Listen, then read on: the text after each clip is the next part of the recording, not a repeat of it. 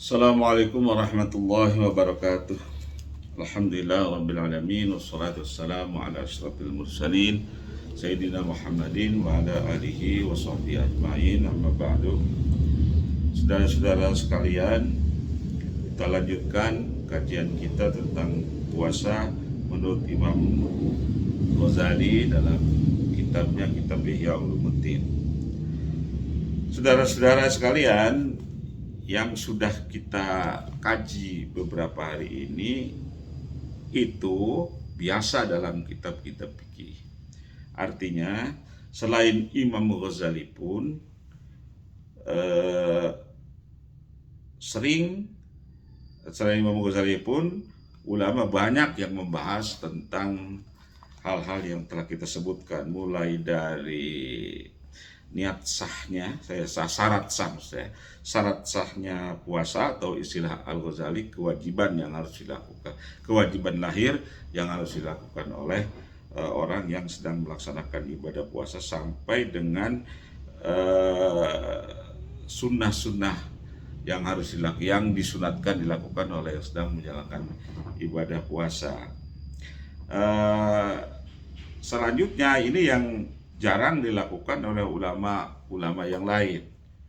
Ya, Imam Ghazali di dalam bab ini yang akan kita kaji ini, beliau selain dari yang telah disebutkan tadi, makna lahir, membahas tentang syarat sahnya atau kewajiban lahir yang dilakukan oleh sedang menjalankan puasa, juga, nah ini kelebihan beliau, perbedaan beliau dengan ulama-ulama yang lain, ya, yaitu kewajiban batin yang harus dilakukan oleh orang yang sedang menjalankan puasa.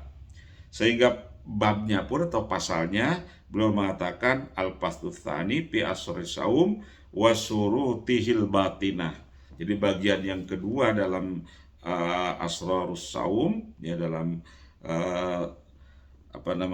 boleh kita sebut dengan spiritualitas puasa. Beliau membahas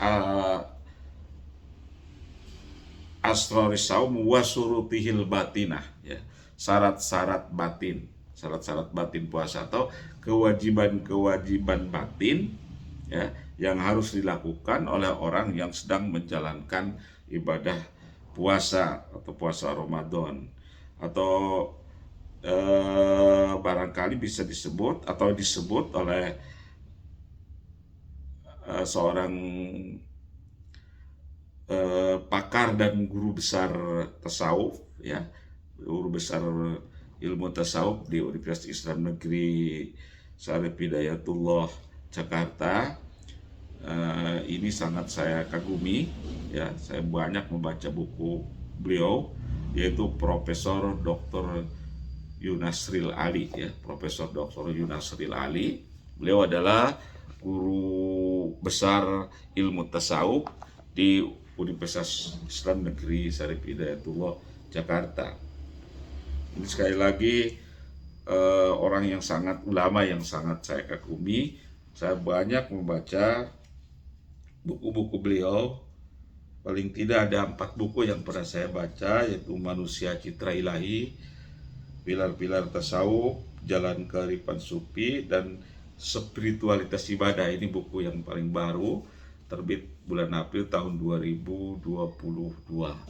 Insya Allah nanti pada akhir kajian dari Imam Ghazali ini kita akan bacakan kajian puasa menurut Profesor Dr. Yunasril Ali nanti.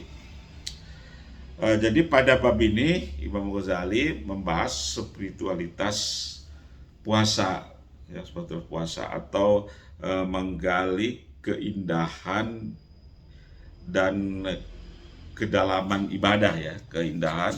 Beliau akan membicarakan tentang memahami, ya, keindahan dan kedalaman makna ibadah puasa. Jadi pada bab ini beliau akan membahas tentang keindahan dan kedalaman makna ibadah puasa.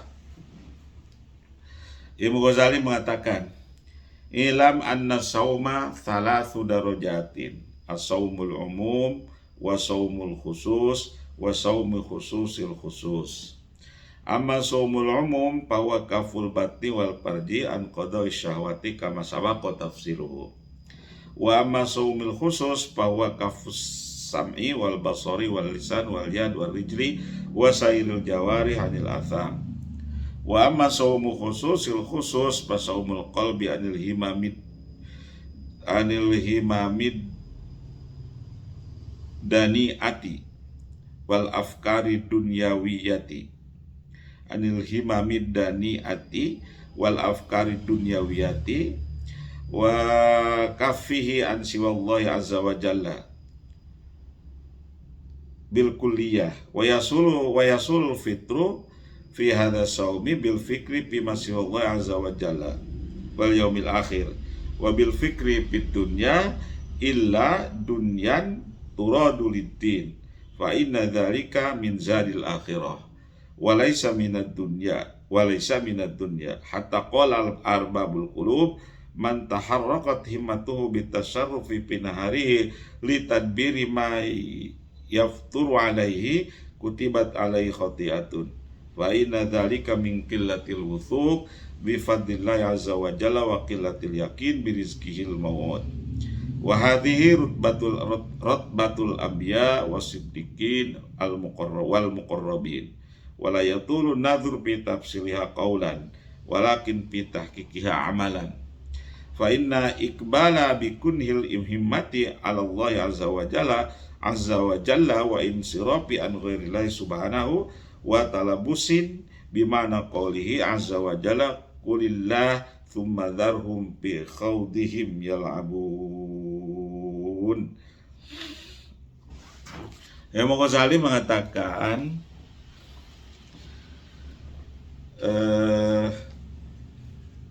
keindahan dan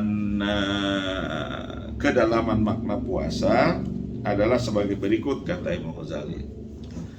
Puasa itu memiliki 3 tingkatan. Ada puasa umum atau awam, ya. Ada puasa khusus dan ada puasa khususul khusus. Puasa umum atau puasa awam adalah puasa menahan lapar.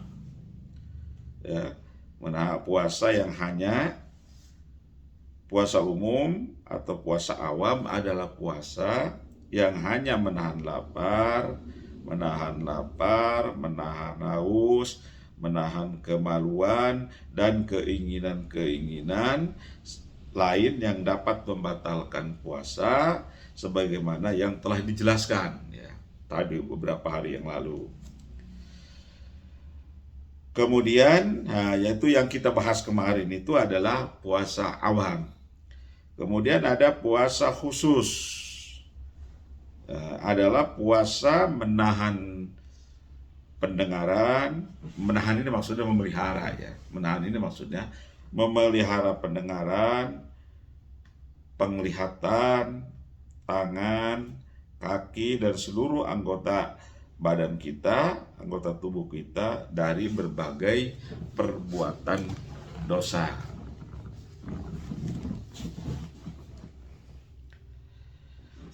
Sementara puasa khususul khusus adalah puasa hati, ya, dari hal-hal yang hina dan perkara-perkara duniawi, ya, dan perkara-perkara duniawi. Jadi memelihara hati dari hal-hal yang hina, dan memelihara hati dari hal-hal yang hina maksudnya dari penyakit-penyakit hati, ya, dari penyakit-penyakit hati dan perkara-perkara duniawi, sekaligus menahannya dari segala sesuatu, memelihara hati dari segala sesuatu selain Allah Subhanahu wa Ta'ala. Puasa tingkatan ketiga ini, ya, puasa khususul khusus atau puasa istimewa, ya, puasa yang luar biasa ini menjadi batal dengan memikirkan sesuatu selain Allah, hari akhir, atau berpikir tentang dunia, kecuali ya, dunia yang dipikirkan demi kepentingan agama. Sebab itu merupakan bagian dari bekal akhirat, bukan bagian dari dunia. Ya, jadi dunia yang memikirkan tentang dunia untuk bekal akhirat, ya, untuk kepentingan agama, untuk kepentingan ibadah, itu disebutnya zadul akhirah, ya, bekal untuk di akhirat, dan itu disebutnya bukan dunia. Yang disebut dunia itu dunia materi yang semata-mata hanya untuk dunia. Para arbabul qulub, ya, para pemilik hati yang suci, ya, menyatakan bahwa siapa saja pada siang hari perhatian hatinya, pada siang hari ketika ia sedang puasa, pada hatinya tergerak untuk memikirkan sesuatu, yang akan dipakainya, atau yang akan dimakannya, atau yang akan diminumnya dan sebagainya, ya, saat berbuka nanti, maka dicatat sebagai sebuah kesalahan.